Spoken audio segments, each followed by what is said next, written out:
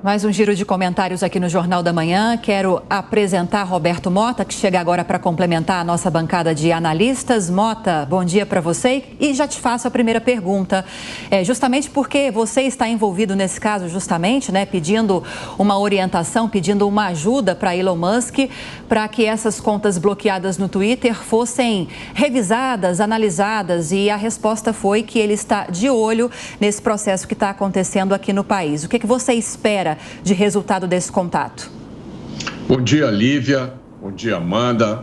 Bom dia, Tiago. Bom dia, Paulo. Bom dia, nossa maravilhosa audiência que nos assiste nesse feriado. Não é justo o comentarista já começar sendo notícia do jornal. E eu vou explicar aqui com cuidado o que aconteceu. Na verdade, eu fiz um pedido ao Elon Musk que tinha foco principal em cancelamentos que não vieram derivados de ordens judiciais.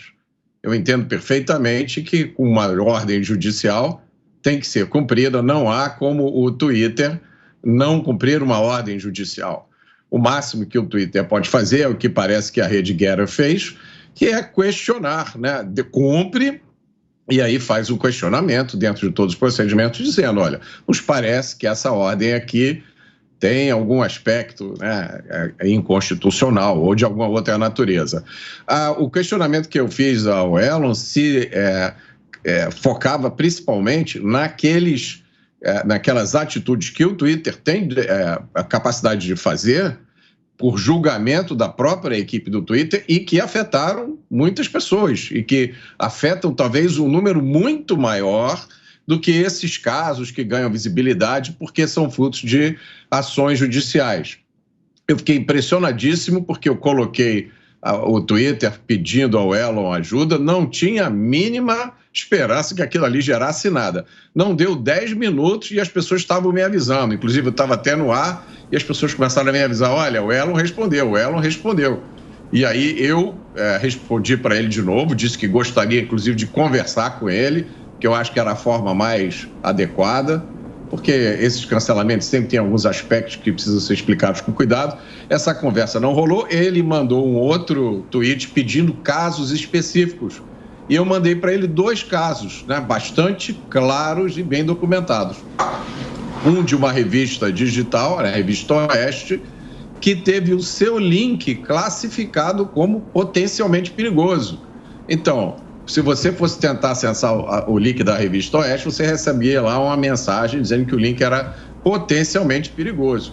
E o outro é de um amigo meu, nosso colega comentarista, Marcelo Rocha Monteiro, que no banner do perfil dele, ele colocou a capa de 2 livros dos quais ele é autor. Uma capa tem uma foto de uma explosão nuclear, a outra tem uma pintura de Michelangelo. E ele foi barrado, a conta foi suspensa por pornografia ou uso de imagens de violência explícita. E o Marcelo estava recorrendo há um tempão sem ter nenhum resultado. Bom, eu dei esses 2 exemplos, o problema do Marcelo foi resolvido em 2 horas. Eu tenho a impressão que o da Revista Oeste também foi resolvido, mas não tenho certeza ainda. Agora, foi uma experiência maravilhosa, né, Lívia, de defesa da liberdade de expressão. Você imagina um dos homens mais ricos do mundo, controlador da Tesla, da empresa espacial SpaceX, comprou o Twitter por 40 e tantos bilhões de dólares, escutar o que um cliente dele está dizendo e tomar providências coerentes com a posição que ele sempre assumiu, que é de defesa da liberdade de expressão. É isso, Amanda Klein, as diretrizes do Twitter vão mudar? Tiago, desculpa, eu não ouvi a sua pergunta. As diretrizes, né, do Twitter vão mudar? Eu acho que possivelmente sim, Tiago, é o que é esperado com a vinda do Elon Musk. Ele já se colocou, já se posicionou publicamente contra políticas mais restritivas do Twitter, contra o banimento, por exemplo, que o Twitter fez nos Estados Unidos da conta do ex-presidente americano Donald Trump. Então, acredito que sim, acredito que deva ser mais flexível ou mais tolerante, inclusive com certos ataques à democracia. Eu acho que não deve mudar em relação a outros temas que são basicamente pacíficos, como pornografia, violência, drogas, acho que continuará tendo uma política bastante restritiva, mas claramente o novo dono, o novo controlador do Twitter tem uma interpretação muito diferente do que significa liberdade de expressão e principalmente até onde essa liberdade de expressão pode ir, que ataques ela pode sustentar, ela pode comportar. Por isso, imagino que sim. Eu concordo quando o Mota diz que não se pode mudar cancelamentos ou suspensões de conta que são determinadas por decisões judiciais. O máximo que uma empresa pode fazer nesse caso é recorrer, mas uma decisão judicial, ela simplesmente se cumpre. O controlador do Twitter ou de qualquer outra empresa não tem qualquer influência em relação a isso.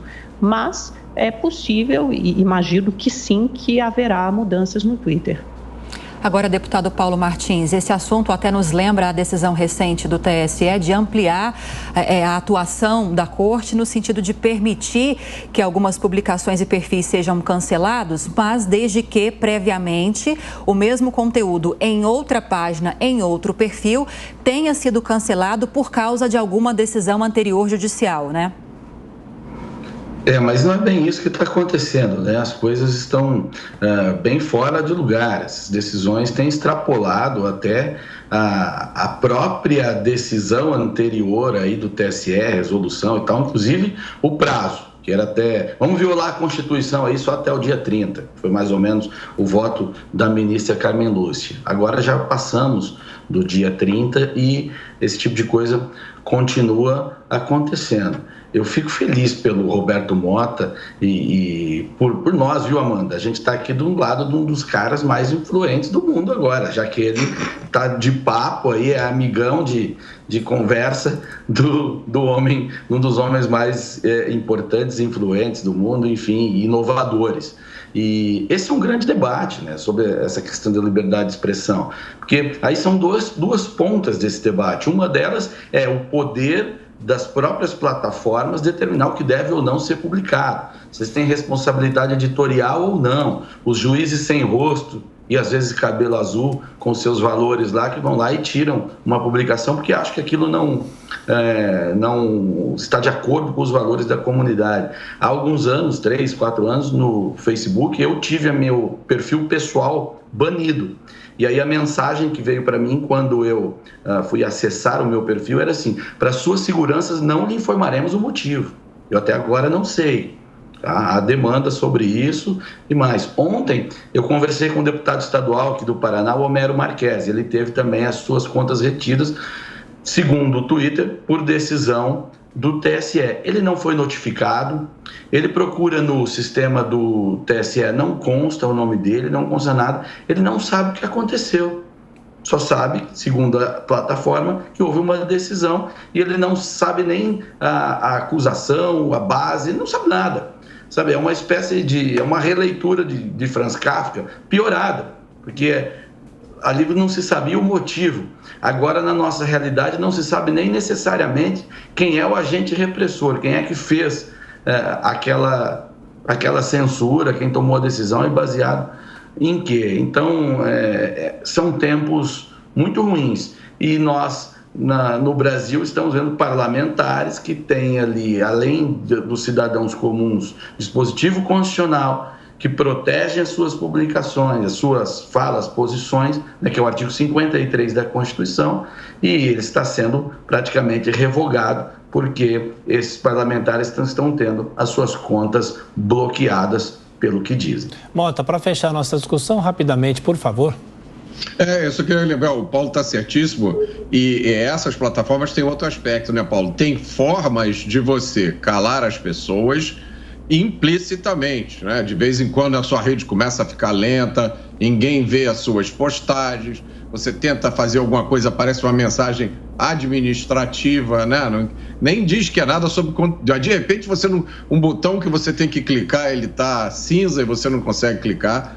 É um mundo novo, no qual a gente vai ter que aprender a navegar, mas não tem volta.